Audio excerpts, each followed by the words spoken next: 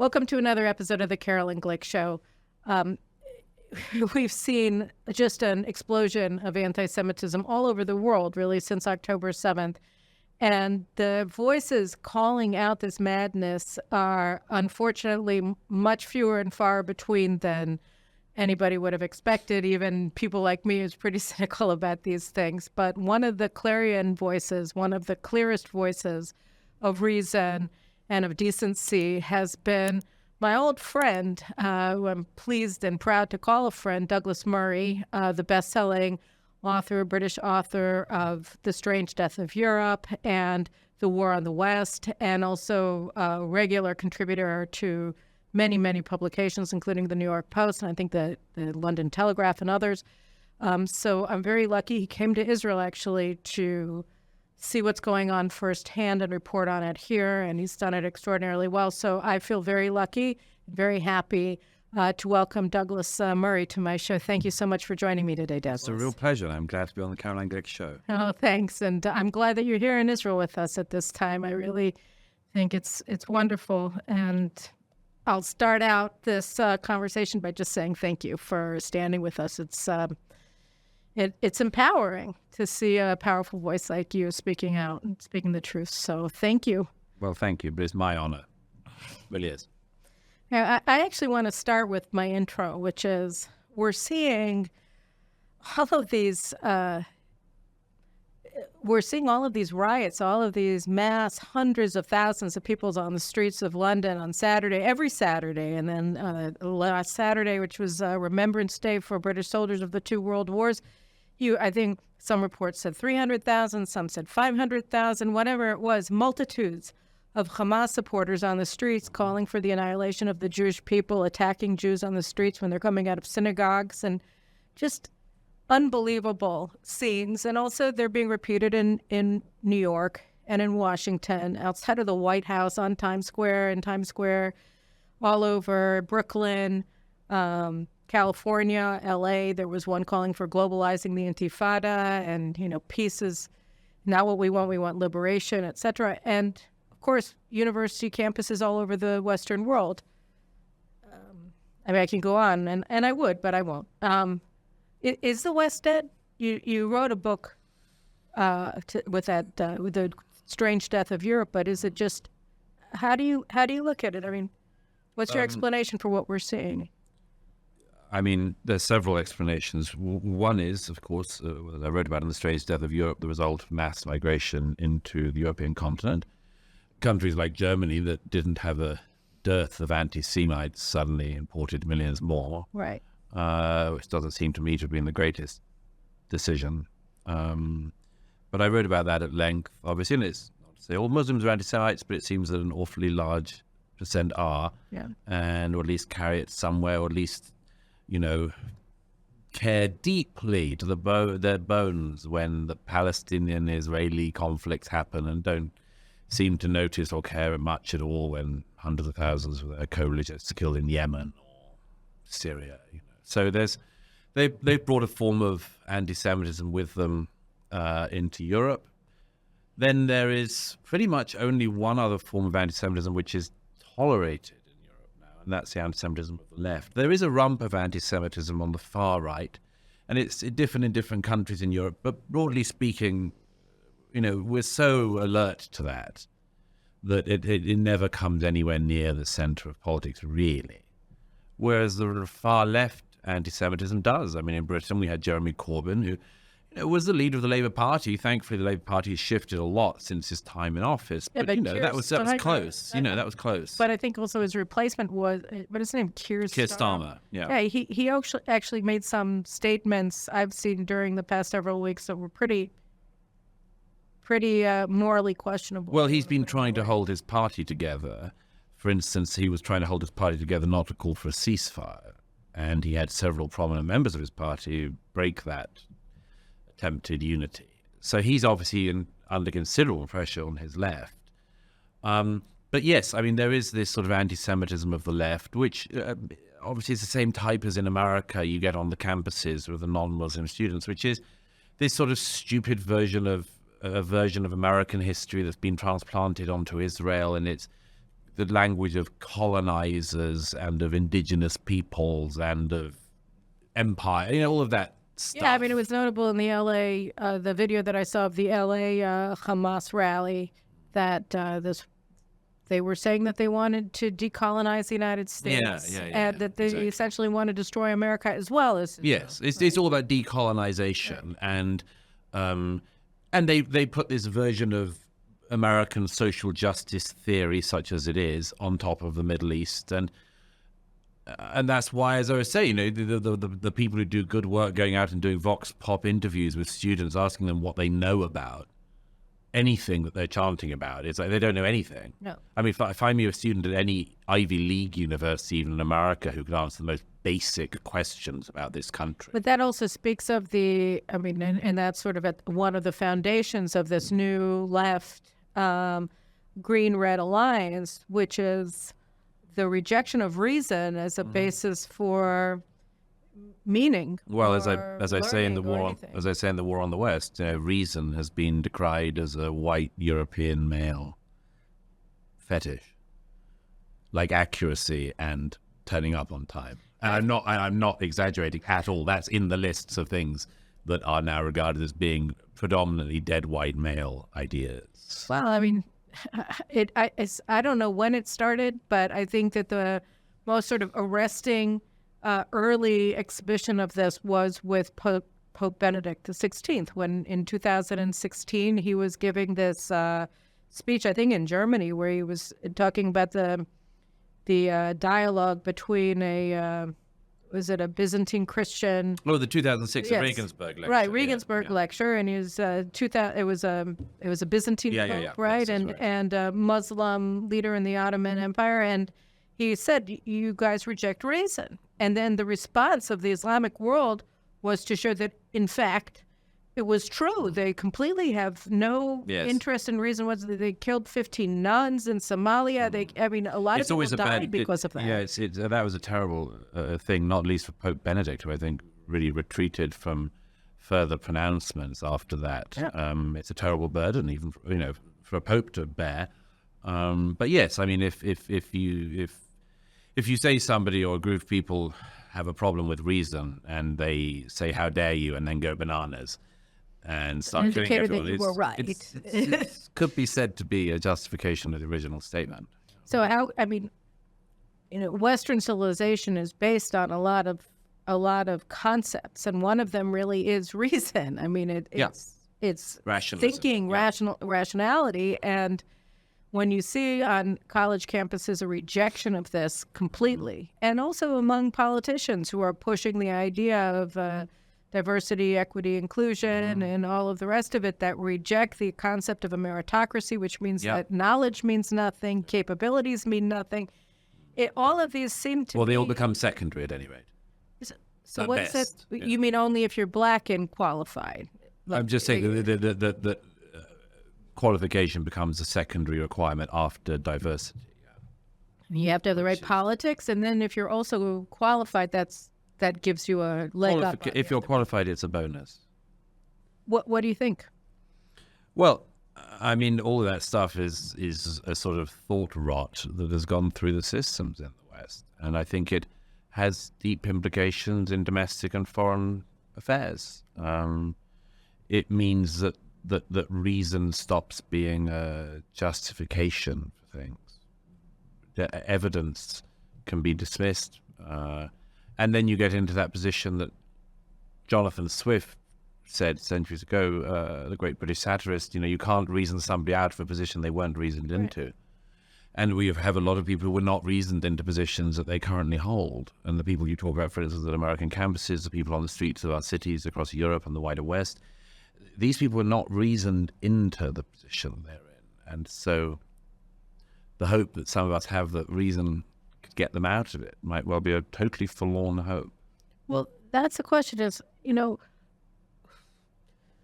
what do you think the average Brit who was on the street yesterday looking at what was happening or just watching on television and been seeing this Saturday after Saturday in cities around the country, is there even an average Brit anymore? I don't know. But if How do you see people responding to this, and also in the United States? I mean, because that's really the question. You can't reason the mob out of what they haven't been reasoned into, but can you reason a silent majority to throw out that mob? Of course, and you don't even, I mean, it's not even about reason at some level. It's about self-worth, pride.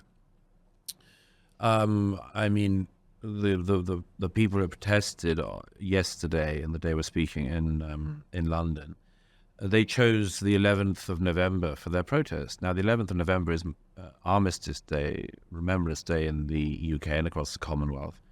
Veterans Day in America. Veterans Day in America, where we remember the sacrifice of the dead of 2 world wars. Now, to most of us who are British, this is a very sacred day. It is still to British. Yeah, it's at the heart of us. The cenotaph to the dead of the wars, the laying of the wreaths, the 2-minute silence, so on. This connects us to our past in a way that all peoples have to have some kind of connection. In Britain, it's a sacred day and a sacred event, and the cenotaph is a sacred place because it reminds us of the sacrifice that our forebears made, and we all have family stories of what that looked like. Everyone does. However big their sacrifice was, everyone made a sacrifice. When twice in 40 years, people from across the United Kingdom and the Empire were called out of their homes and their fields and their factories and sent off to fight. And so, we've heard a lot in recent years about the sacred places of Islam and the sacred beliefs of Islam. Well, as I often say, we have our own sacred places too, and our own sacred beliefs. And the decision of mainly Hamas-linked organizations in the UK to organize a 1 million-man march, as they called it. They didn't make 1 million, but it was scarily large. The decision to have a 1 million-man march in solidarity with Palestine on the 11th of November was a spitting on our sacred places. It was, as the Prime Minister said, needlessly provocative. And I think they have woken up part of the sleeping soul of Britain, which does not like this. It does not like this at all. But what does that mean that they woke you up? Because, I mean, you see that, and you've spoken out about it, that your Minister of Public Security, Suella Braverman, the Home Secretary. Yeah. Home Secretary, she's being pilloried by everybody for trying to stand up to this and talking about the indecency of it. Yes. Also. She said they were hate marches, which they are. She said they were hate marches and promptly got attacked by all the media and even some colleagues. She was completely accurate. These are hateful marches. If you have, huge crowds going down the streets immediately after the massacre of Jews on October the 7th, and they didn't wait a day. No. They got straight off with their so-called protest. And they've been doing it every week ever since. And every week, as we can see from multiple videos, you have people calling for jihad, chanting for jihad, chanting from the river to the sea, and all of these other things. And yes, these are hate marches, of course. I mean, if they wanted to call for a 2-state solution or something like that, they could do, but you don't hear much of that on the marches. It's all intifada. But that's the thing, is that when you think about it, and I guess that's why I asked you at the outset if the West is dead or not, because she is attacked. She's not supported, and the Prime Minister isn't really standing with her. And I saw that the Muslim Affairs Advisor for the Metropolitan Police in London, he was leading the chant from the river to the sea, Palestine will be free.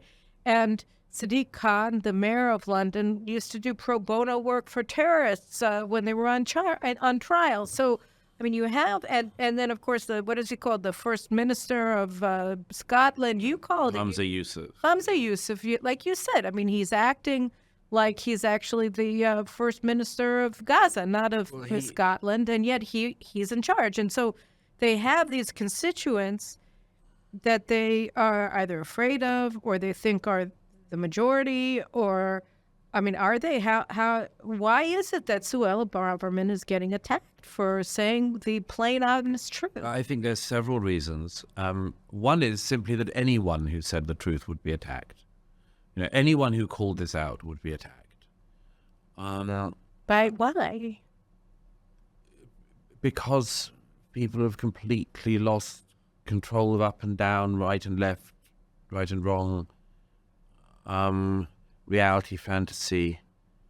I mean, what other group of people, other than the Jews, would suffer such a terrible atrocity and then themselves be attacked?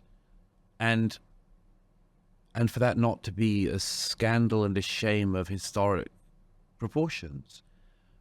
But that's where we are.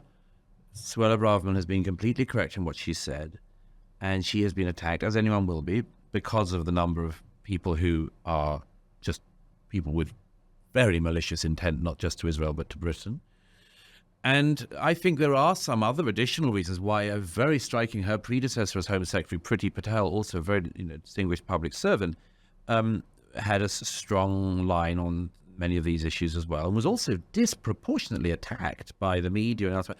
And I think there's an explanation for that, which is that I think that the left has a particular hatred for women and a particular hatred for any group that is meant to, anybody of any group that is meant to be in their intersectional pie, not being in it. So True. they think that Suella Braverman, because she happens to be of immigrant background, must be on the radical left. They think that Priti Patel, because she happens to be the daughter of immigrants, must be on the radical left. It's like, no. These are women who thought for themselves and can have their own views, thank you very much. But it's intolerable to the radical left because they seem to think they own these people. They seem to think they own these women. True. And I think that causes a disproportionate hatred to come their way. And you see that in the coverage of them. It's completely irrational. But the coverage in general in Britain, and we ask this question all the time in Israel too, how on earth did Netanyahu ever get elected prime minister? Because the media, since the very outset, back in the days when he was the UN ambassador, hated him here. And yet, and then there's always this question, okay, but where would he be today politically if the media didn't hate him this much? Would Israel be as riven by division if we didn't have this incredible bias in our media against the right, against feminist and strong women on the right, against anything, that, like you said, bursts their bubble of self-righteousness. And that goes to the question, all right, but you look at the BBC. BBC refuses to acknowledge that Hamas is a terrorist organization. It's extraordinary. Very reluctantly. The wording they currently use is Hamas, which has been designated a terrorist entity by the British, American, and other governments, which ordinarily does it. Like if your own government designates the group terrorist, it would be normal for the national broadcaster to call that group a terrorist group. But it's like pulling teeth with them, getting them anywhere there. That's been the case for a long time with the BBC. Forever. And if you want an explanation for it, you can still say, well, it's the same sort of thinking as the Foreign Office in London. I've said for years, look, the British Foreign Office still regards the Golan Heights as occupied.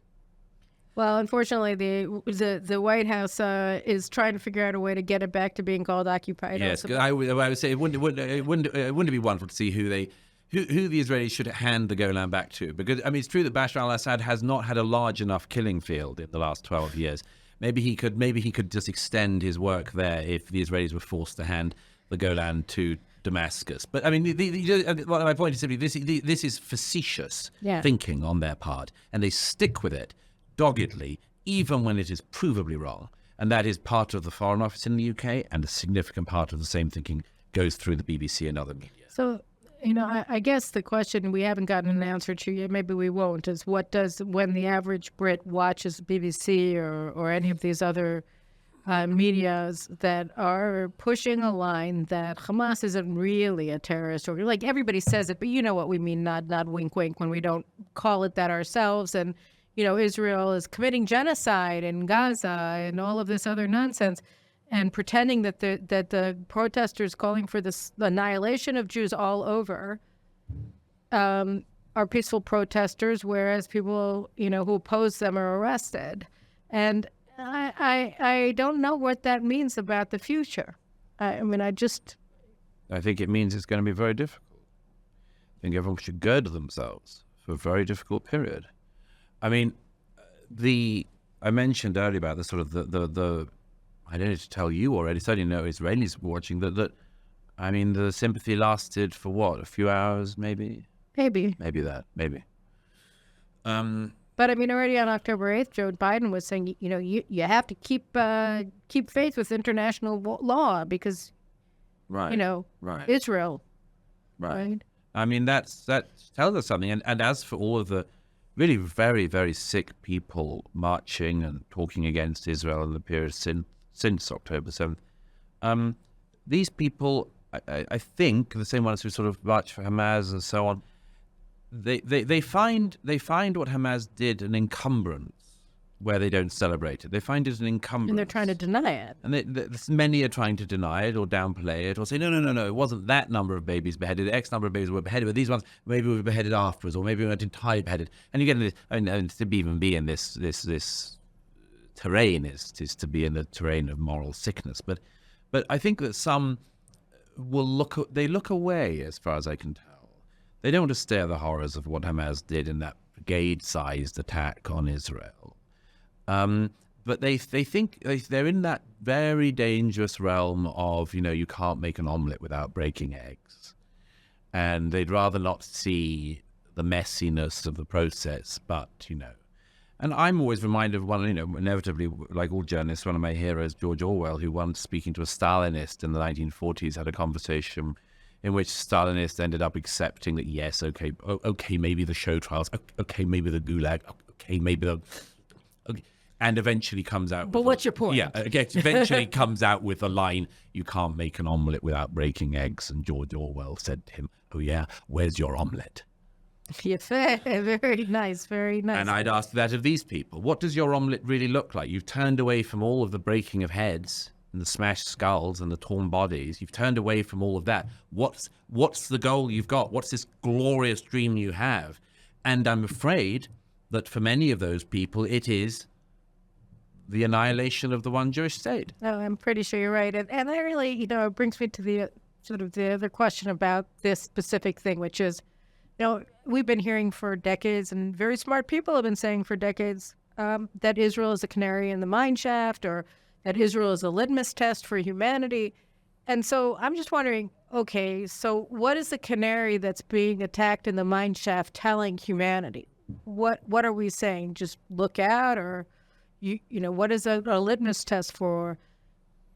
I mean, what is Israel for humanity? What are our trials supposed to be signaling specifically?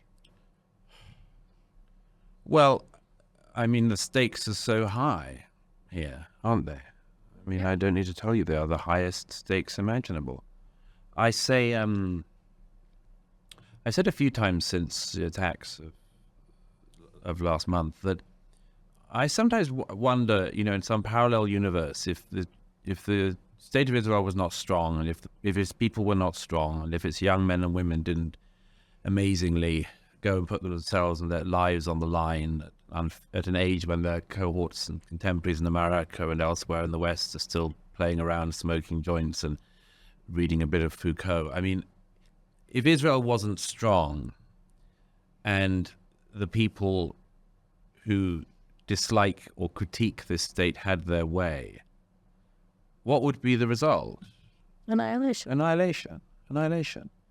So, and the people who speak all the time about from the river to the sea, or the boundaries that they see, they would simply see either the wiping out of the people of Israel or the mass deportation of the people of Israel somewhere else, and this would be in the name of the left, and in the name of people who believe they're acting in the name of social justice. And I mean, we have seen this before historically, of course. I mean, if you have one thing to guide you morally, and it's don't be Hitler, you can still become Hitler. I mean, this is the contemporaries of the former German foreign minister Joschka Fischer. There's a great book by Paul Berman about it called Power and the Idealists, about how the one thing that Joschka Fischer's generation knew not to do was not to be their parents. When they were growing up in the 50s, don't be a Nazi, don't be like our parents. And what do not all, some of that generation of leftist German politicians, particularly the Green movement and so on, become? They end up supporting the Palestinians in plane hijackings and end up participating. And participating and separating Jews from non-Jews. It's like, right, you've done it again. Yeah. You've done it again. And that is one of the things happening today. Yeah, one in the world. One of my stories about Yoshka Fisher is one of the big frustrations of my professional career, which was that he came and he spoke in Israel like 2000 or 2002, the previous Palestinian jihad. And he was explaining to us why we really had to give up on Jerusalem and Judea and Samaria and Gaza because of demography. And so I raised my hand, and the moderator wouldn't call on Caroline Glick because that would be too dangerous, Sure. Right? But the question that I wanted to ask him was, how dare a German foreign minister talk to us about the number of Jews? Sure. And like he didn't see any irony in what he was saying. It never occurred to him that Germans shouldn't be lecturing us about the dearth of Jews in the land of Israel. Yeah. It's always the way. A very smart young female audience member of mine in Berlin at a speech I was doing a little while ago for one of my books coming out in German made a very interesting point. She said, it seems not to matter what our ideology is, we always think we should lead the rest of the world. That's great. That's great. But I guess I was, we were talking about the Million Man March, and what, of course, immediately rang in my head was Louis Farrakhan, who gave this Million Man March in Washington, D.C. in the 1990s. Yeah. And, he is perhaps the most influential anti-Semite in the United States since I don't know when. Yeah. And he's one of the inspirations for the Black Lives Matter riots, demonstrations, marches, whatever, of 2020, where they burnt a swath across the United States of America. And what do you make of these incredible similarities between the pro-Hamas marches and the Black Lives Matter violence? Well, they seem to draw on the same wellspring, don't they? I mean, they seem to draw on the same sort of urge for action, protest, a culture of repudiation about everything in the West, particularly in America. This call to basically pull it down or burn it down, to use one of the phrases in recent years.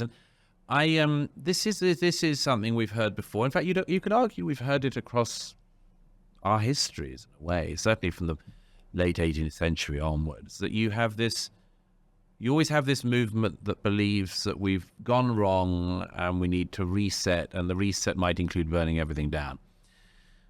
And of course, one of my favorite stories of that is in the great late Tom Wolfe's Radical Chic, when he has that story of the Black Panther fundraiser at Leonard Bernstein's apartment in New York. You remember, and Tom Wolfe describes the exquisite canapes that are being handed around, and Mrs. Bernstein, carefully getting all the guests. I don't believe you've met. And there are these terrorist Black Panthers who give their presentation, and the Bernstein's circle. And Otto Preminger is there and is sitting in the front row, and at some point says to the lead Panther who's explaining, how you burn it all down. And Otto Preminger says, but what are you going to do? And he keeps saying, no, but yes, I understand that, but what are you going to do? And eventually the Panther says, you can't put a blueprint on the future, man.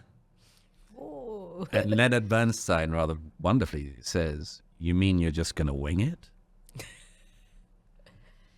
I mean, I ask all these people who think that, burn it all down. This is so unfair. There's, destroy the injustice, blah, blah, blah, blah, blah, blah. Are you sure you know what you're doing? Are you sure you know what happens the day after that? Are you sure that Robespierre doesn't come to power? Are you sure that the people who come are much worse? Now, this is a question that people in this country know very, very well. Yeah. But the rest of the West, outside of Israel, has forgotten this. They've forgotten that you can't order events like that. Well, I don't know. You kind of can. I mean, if you're trying to kill and burn your way to a new order in your country, what are the chances of this coming out well? Yeah, almost nil. Right. I mean, certainly not coming out your way. I mean, think of, what about the communist revolution in Iran in the 1970s? You thought there can't be anything worse than the Shah. Right. All massacred in prison in the 80s. or by chased Ricey, into exile. by Ricey, who's now the president. And Yeah. I mean, but the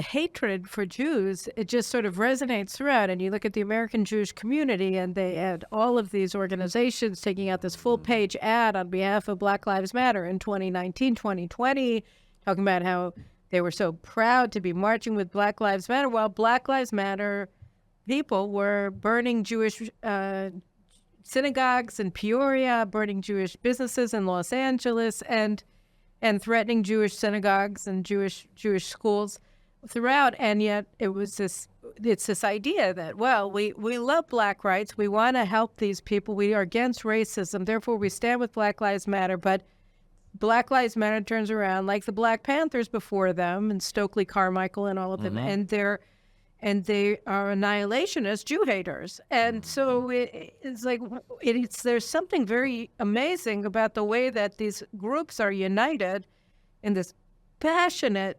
annihilationist hatred of Jews. And I saw like these Latinos standing with Hamas in LA. I was really amazed. I guess I shouldn't have been, because apparently there's a lot of Latino anti-Semites in Brooklyn too. Who knew, right? Because, right? And so there are these Latino activists standing with these Hamas supporters, and they're all against Palestine because they have the same climate in LA that they have in Gaza. I mean, literally, that was the argument. And What?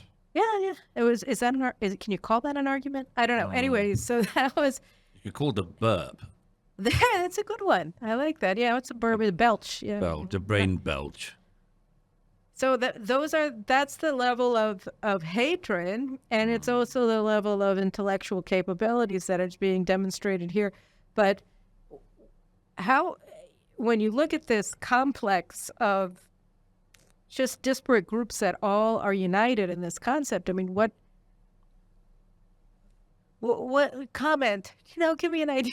I have a mind. What do you look at this and think?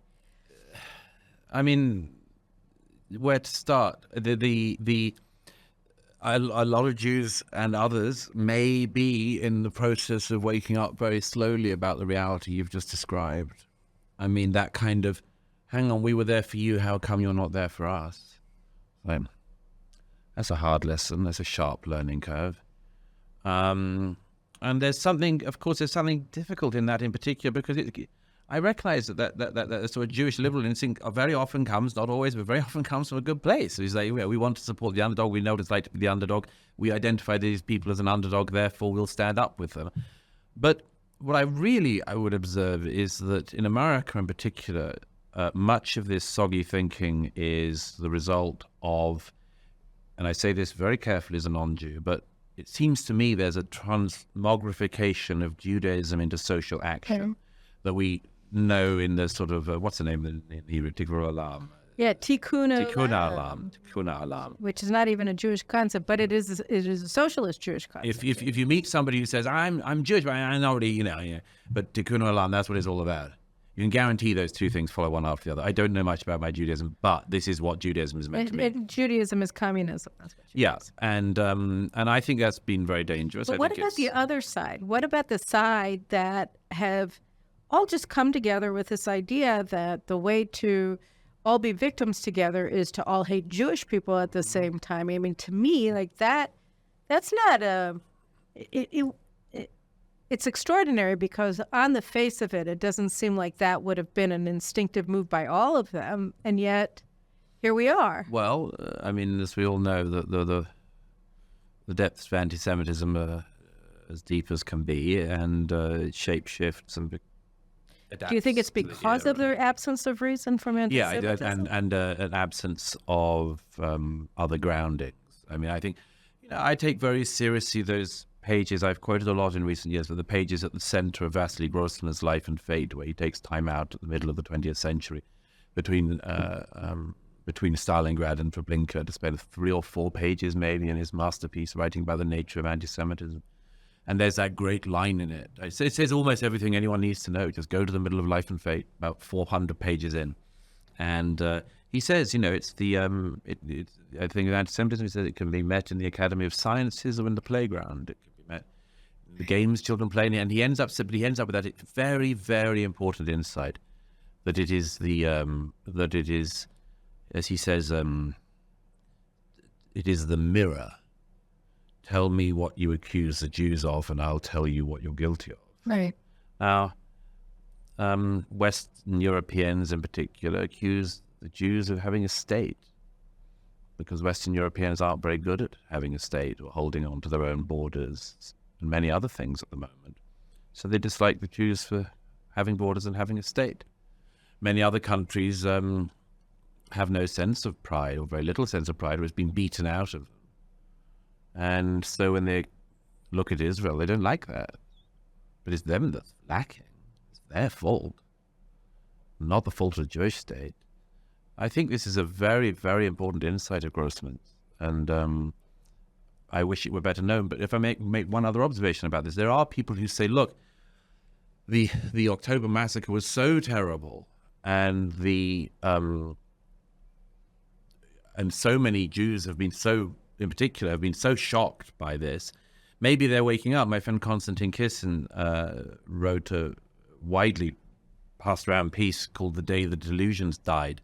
It's a good piece for Barry Wise's Free Press. But I said there was something actually that I disagreed with, which is I said he was completely right. He said, look, some people are waking up. He said he literally had friends who called him saying, I went to bed the night before, a liberal, leftist, and the next evening was a conservative sort of thing. Well, we don't need to make it a left conservative thing, but if we have a simple, are you aware of what we're up against test, and a small number of people come over every time 1,400 Jews are massacred, we don't have time for that. I mean, this would require the annihilation of every Jew in Israel until a plurality of people on the liberal left, for instance, might recognize we've got a problem. I genuinely throw it out as a problem. Can we go at that speed? No, I've gotten to a point, I don't know, especially weirdly, but like over the past week or two, just where I have sort of veered toward from incredible sadness to incredible rage, and always a sense of underlying frustration when I look abroad. Because really? Like, are you waking up now? I mean, we've only been, and it's not just that, it's a demonization that they did of everybody who warned about this for the past 25, 30 years. You and I know that. Yes, we do. I mean, we both suffered the slings and arrows of outrageous fortune on this thing. But I mean, it's really, so now you're the expert. All right, then let me just quote you then, Mr. Dershowitz. But I mean, I look at it and it's but what I'm seeing on the screen, like Macron channeling his inner de Gaulle when he accused us of killing women and babies, that was like, really? Now what? Now you're going to give up Algeria again? I mean, like, what is it? You've already given up the suburbs of Paris. Is this your way? You're trying to. And really, it's true of all of these leaders who came on this a train. There's this caravan of leaders coming and having photo ops with Prime Minister Netanyahu and expressing their concern and their support for Israel, and then flying home, or while they're still here, telling you got to follow the laws of war. And, we need a Palestinian state, or coming home and saying we need a Palestinian state, and then starting to decry the war crimes and God. What are you talking about? I just wonder how powerful these forces of unreason are, that, that it is a smattering of people, the coming out of the closet and realizing that it's not really that they went to sleep a liberal and woke up a conservative. They went to sleep woke and they woke up Jewish. I mean, that's really what it is, isn't it? So, yeah, I think that's well said. I think always, it's that realization is what James Burnham and many others have written about in the past. But, the fact that the monsters are real, the jungle is real. It's not the case that most of the world looks like or respects the values of Milan or Paris, And people like Macron are, to a great extent, making a set of statements for their own domestic survival. So what would happen?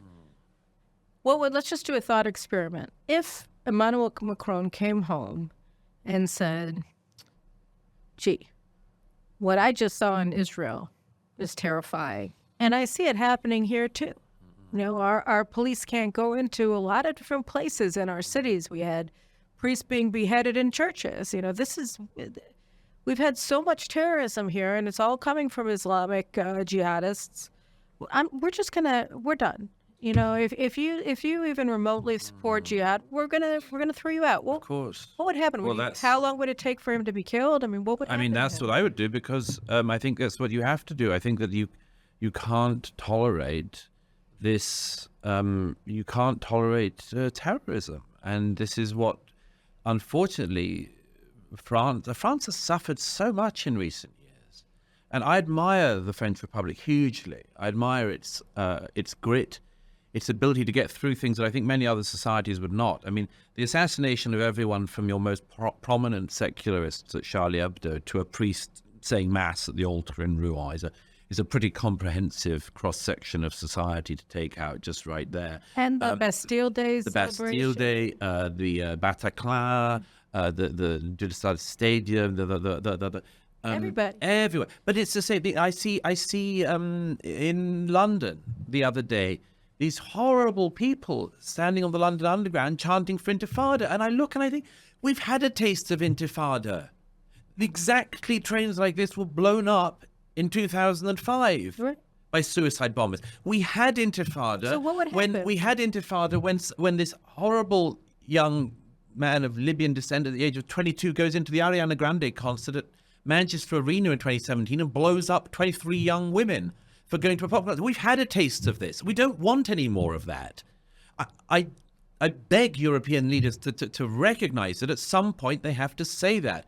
We've had enough of that taste. And if you want more of that, you have to go. We imprison you or you have to leave. And Macron, the problem that he has is, you know, he banned protests at the beginning of all of this. Right, he really went down. Protests happened. Right. Now, what does that tell you? You're losing control of the streets, or you've lost control of the streets. Same thing in Britain. Somebody I know went over to the Metropolitan Police the other day in Trafalgar Square, one of the protests, and said, how can I report a hate crime? And the officer said, well, I mean, you know, and he said, because there's a great big hate crime happening over there. Why don't you arrest them all? And the officer of the Metropolitan Police said, we're outnumbered. Now, if that is their attitude, we just have so much hell coming our way, because we can't have that as our attitude. It can't be that we just play this who's the biggest thug game, because that can spiral in any direction.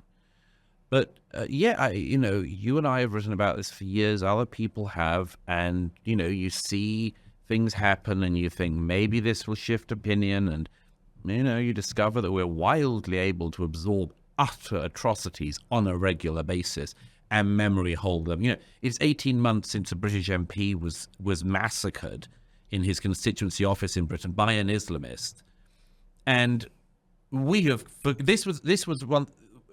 MPs do not get assassinated very often in the UK, thank God, and this is highly unusual, and it's already forgotten about. And his colleagues at their debate in his memory a couple of days later, memory hold them. They said. They talked about him as if he died of natural causes. Well, I've said many times they all let down their colleague. They didn't honour him. They let him down. They should have said, we need to face up to the ideology that killed him. So is it cowardice? There's a lot of cowardice. There's a lot of fear around, a lot of fear in the atmosphere. But, you know, I think that people are going to have to accept that, you know, as many people have said before, you have to man up, straighten your back, get ready, and don't die on your knees. You know, it was really interesting. I think I've told this story before, I don't know.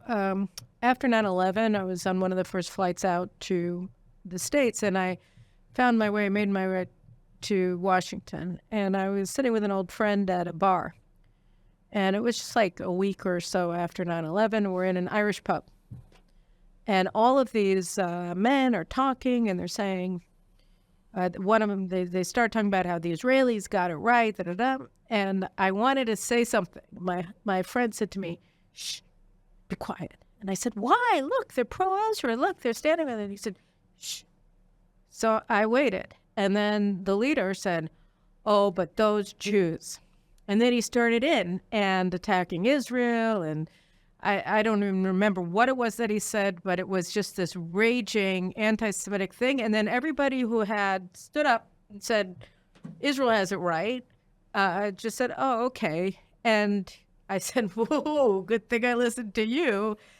And, we're looking now and we're seeing that the people standing up to the jihadists on the street in England and in Paris are on the far right. I don't know, far right. I don't even know. I'm a far right. So you're a far, like anybody who's not on the left is a far right. I'm a total centrist. And I think I'm a leftist. And I'm a centrist. I'm a centrist compared to what's going to come if they don't address this. Because, first of all, you can't have this situation where, doubtless there were some far-right people who turned up, but there were also just patriotic British people who turned up. And I don't see why there should be this double standard of every British patriot who turns up must be a far-right thug, and every Hamas supporter is a peacenik. Is a peaceful protest. I don't accept it.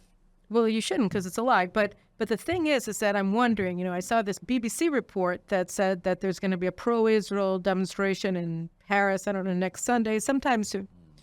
And that Mélenchon, the head of the left party, said he would definitely not come. Of course not. No. And Marine Le Pen said she's definitely coming.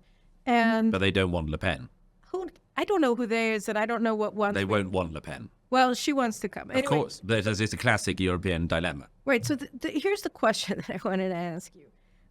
Is this a bear hug from the right? I mean, how do you look at they understand that there's a connection between Israel's fate and the fate of France, the fate of England, the fate of, I don't know, Holland or wherever have you, or Germany with the AfD and all that. Who are these people? I mean, are we supposed to be as frightened of them as we are, or frightened of them? I mean, I'm frightened from every direction. I dislike intensely the Vichyite strain that remains in a bit of French politics. I would want to be nowhere near it. It's not my politics. I feel the same with some of the other noxious strains that still exist on parts of the right and the far right in Europe. In America, it's getting stronger, actually. There's a whiff of it now in America. I dislike this intensely. This is not my politics. But can anybody other than these people save these nation states of Europe from the Islamists? Then, as you say, it's this question of would the Jews of France be happy to put their future in the hands of Marine Le Pen? They didn't think so. They didn't vote for her. No. And then there are others. I mean, I've slightly given up on this, but over recent years, I've spent a lot of time with a lot of politicians from across Europe, partly after the strange death of Europe. It became a bestseller and came out in translation all across Europe. I would always go again to every country whenever a translation came out and meet political leaders. And I'm probably the only person who's met this number of European politicians without being paid to have to do so. And I've done it because I'm interested. And it's really tricky. Country after country, it's really tricky. Like Italy, it's tricky. Meloni comes out of a movement in Italy that was Mussolini adjacent. It was Mussolini admiring. She's obviously moved. Do you know exactly where she's moved? No. I mean, I've had rows with her. Matteo Salvini, who was the interior minister in Italy, I did an event with him and Dori Gold and others at the Italian Senate a few years ago, condemning antisemitism and all that. And I felt confident that Matteo Salvini is not an anti-Semite, but all of this shifts all the time. And like those Irish guys in the pub. Yeah. And by the way, I mean, there's one that really worries me, which, I mean, there's enough, I think, trust between us and the nuance in the people watching to understand this point. And because it's a tricky point to make. But I do notice one form of anti-Semitism rising on the right, which comes along in the following form, and it is, I got a lot of this after The Strange Death of Europe came out, is Israel has closed borders, understands the importance of very, very carefully curated migration, yet Jewish groups in the West tend to be pro open borders, pro mass migration.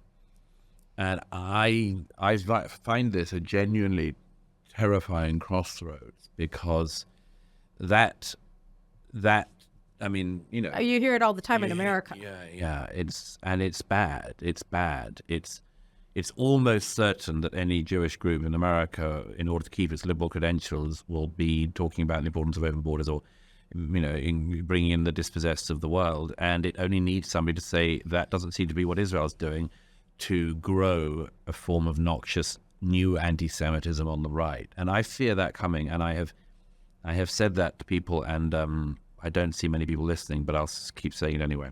Well, I couldn't agree with you more. And I just want to end this by talking about faith, really. I mean, the first time that I saw you was during I think first time we met. I don't remember the circumstances. Maybe we were at a conference together. I don't remember. But you came to Israel with Ayaan Hirsi Ali around 2000, somewhere between 2000 and 2002, about the same time that Yoshka Fisher made that indelible impression on me with his demography issues. And you guys came, and I think at that time, Ayaan had written Infidel. I think that was really, and it was an amazing book. And she was an atheist, and she had explained, you know, how she left Islam and how she rejected God and everything like that. And then I saw this morning, and I was looking on my Twitter feed, that somebody was citing this article that she wrote 2 days ago. Yes. Right, where she called, which she titled "Why I Am Now a Christian," and I wonder about the issue of faith, because she argues it, as she always does, very brilliantly. And she was saying, it's a beautiful piece. And it said, you know, look, our concept of how did she put it? It was in Unheard, by the way. If you right. UNHERD, you can find it online. Right, it's excellent. So she said essentially that the system of liberal internationalism, of, how did she put it? I actually, because I knew I would forget it when I was talking to you. She said, we can't fight off these formidable forces of authoritarianism from places like Russia and China, and the wokeness, and of course Islam, unless we answer the question, what is it that unites us? The response that God is dead seems insufficient. So too does the attempt to find solace in the rules-based international order. The only credible answer, I believe, lies in our desire to uphold the legacy of the Judeo-Christian tradition. What do you think of that?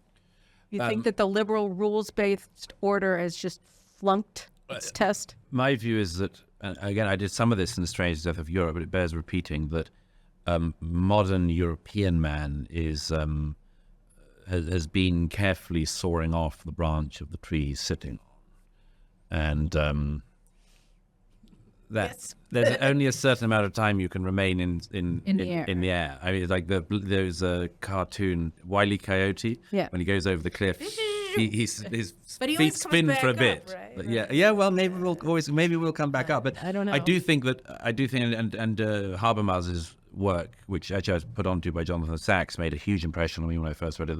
The very slim work, but very important one, called An Awareness of What's Missing. An awareness of what's missing. I have to look it up. And it's tricky. I've often thought, when writing about this myself, that Jews have an enormous advantage over Christians in several ways. The one in particular, which is worth citing, which is that it seems to me that the literal belief in God, is easier, and again, I don't want to offend anyone, but I think it's easier to avoid in Judaism than it is in Christianity. The declaration of the creed in Christianity. Do you agree with all of these precepts? Now, a lot of people, myself included, find certain precepts of the Christian faith tricky to accept in their entirety without making what Kierkegaard calls the leap of faith. And the leap of faith for the last few centuries has required the abandonment of reason to some extent, or at least not the abandonment, the temporary suspension of reason to make the truth claim or accept the truth claim of the faith. I say that Jews have a slight advantage on this because, as a story I've told once before, but Jonathan Sachs, I once said rather, he's a very dear friend, I miss him a lot, and I said to him once, I said, do you agree, Jonathan, that there are a lot of atheists in your congregation? And he said, oh, yes, perhaps even a majority, Douglas. And I said, I was stunned. And I said, what do you make of that? And he replied typically he said, 98% of Jews in Britain will be keeping the holy days this year. And that was such a wonderful answer. You know, it's like Elie Wiesel wrote in The Trial of God, you do this, you keep going, you might have qualms about the faith, you still practice Judaism. Well, the good thing about Judaism, I don't know, it makes it more accessible for Jews. It's that, you know, we're on three legs. It's a stool. It's the Torah, it's the land of Israel, and it's the people of Israel. And really, they're inextricably linked, all of them. Yeah. So sometimes you can put more emphasis on Zionism and the land of Israel. Sometimes you can put it more on community, on Jewish peoplehood, and sometimes you put more of an emphasis on the Torah, but they're all inextricably linked. So in a way, we're a very gentle totalitarianism for Jews, but it's not the same, I guess, with Christendom, right? Because you don't, I mean, especially since there's no concept of Christendom anymore. Like Christendom, in a way, was a sort of similar creed. And in the absence of that, in the absence of a concept of a Christian state, hopefully not one that wants inquisitions and all that, it's more of a faith-based thing. Yes, I mean, you know, there's a French philosopher I've often cited called Chantal Del Sol, who read one of the great books of the last 30 years called Icarus Fallen, which was her analysis of where Western mankind was after the fall of the Berlin Wall. And she described the condition of modern Western man as being like that of Icarus if he'd survived the fall. That he got too close to, so if he actually touched the sun and come down. In the legend of Icarus, of course, he died. Right, because the wings melted. The wings melt, yes. Right. And her point was, we're in the position that Icarus would have been in. He flew towards the sun, but he survived. In other words, we survived the horrors of the wars of religion in Europe. We survived the horrors of the wars of Nazi totalitarianism. We survived the horrors of the wars of communist totalitarianism. We should have burned up, probably. We should have died in the fall. And somehow we find ourselves still alive. What to do? Well, and the answer... recognize it's a miracle and believe in the person who gave it to you. Right. No. Would be one very sensible conclusion, is that we're here for a reason. We've got through this for a reason, and that means we have a purpose and we have a lot of work to do. Another thing that has been the case, as Del Sol and others point out, is to say, okay, we have a nice time. But the we have a nice time lasts only as long as other people will allow you to. And I mean, there are so many images of recent weeks that, you know, none of us will get out of our heads. Probably shouldn't. One of the ones I find most upsetting still is the idea of the young men and women at the music festival. I was there the other day at the site of where that happened, and I say to any young person watching of any age, but any young person in particular watching who has any doubts about it, just consider what it must have been to have been at this peace festival, for the music to be coming up in the early morning, and for you to meet your end in the worst possible way. And then reflect that the people who did that would do it to you as well in a heartbeat, would do it to any of us in a heartbeat. And realize from that, you know, you can earn yourself a little bit of time for your peace rave, but there's a time for the peace rave to be over as well. And it should be over now. And the delusion should have died by now. Should have died a long time ago. I guess we could end it there, but I just want to ask you one last question. I at the outset of our conversation, I thanked you for standing with us. And what happened to Douglas Murray that for as long as I've known you, which is again over 20 years, you have stood with the Jews? Why are you different from so many other people who went to college with you? What brought you to this point? A friend once said, because I'm very bad at answering any such questions about myself, like British people don't really like to talk about myself. Well, I just am hoping that you might be an example for others. One friend did say Douglas has a very low tolerance threshold for lies, which is broadly true. I don't like them. I don't like them in the world. And I saw at an early age, probably during the Second Intifada, when I was coming to political consciousness, an awful lot of lies were being told. But the real, I suppose, the thing is probably deeper than that, and at such a deep level, I'm probably not qualified to say what it is. But I've always known, absolutely at my core, that it wouldn't matter to me if I was the only person who thought as I did. As Oriana Fallaci said, I stand with Israel, I stand with the Jews. Okay, one last question I thought of. Britain, United States supporting Israel. We're looking at it slipping down very quickly. The United States supports both. They're now. I talked about this on my show last week, and I'll probably do it again this week. But that the United States essentially is siding with both sides, and is very explicitly not wanting Israel to win in a significant way. I'm not going to go into the whole thing. You guys should watch that. But what does Israel have to do? Is there something, if Israel does, then that will secure the support of the West? Is there something that, or is it not dependent on anything we do? No, you mustn't. There's no PR trick. No, I'm not talking about PR. No. But on the ground, well, if we win, what will happen? That's really the question, I guess I really wanted to ask you. Well, as usual, you won't be forgiven for winning in the international community, but that doesn't matter. I think myself that the most important thing is that Israel has to rebuild its deterrent effect. And I think that it has taken a terrible battering in the last month. And the commission inquiry, whatever that comes into this, may cause the battering to go on for a long time, and that will be very bruising. Because a lot of the expectations and hopes, presumptions that the public here had, as well as the international public, and crucially Israel's enemies, will have been dissolved to a great extent. Israel has to build up its capacity to be seen to have a deterrent, both militarily and, more importantly, perhaps in its intelligence deterrent. And I would like to see that asserted as swiftly and as publicly as possible, and for the people of Israel and others to once again have pride in the fact that this state really does know how to look after itself. What that looks like, it's the choice of your politicians to do, but it must be unequivocal and must be something that is respected by your friends and foes alike. I agree with you. I agree with you. A very well-spoken, as you always are, Douglas Murray. So I thank you very much for joining me today on the program, and thank you for being here. God bless you. It's my honor. Thank you.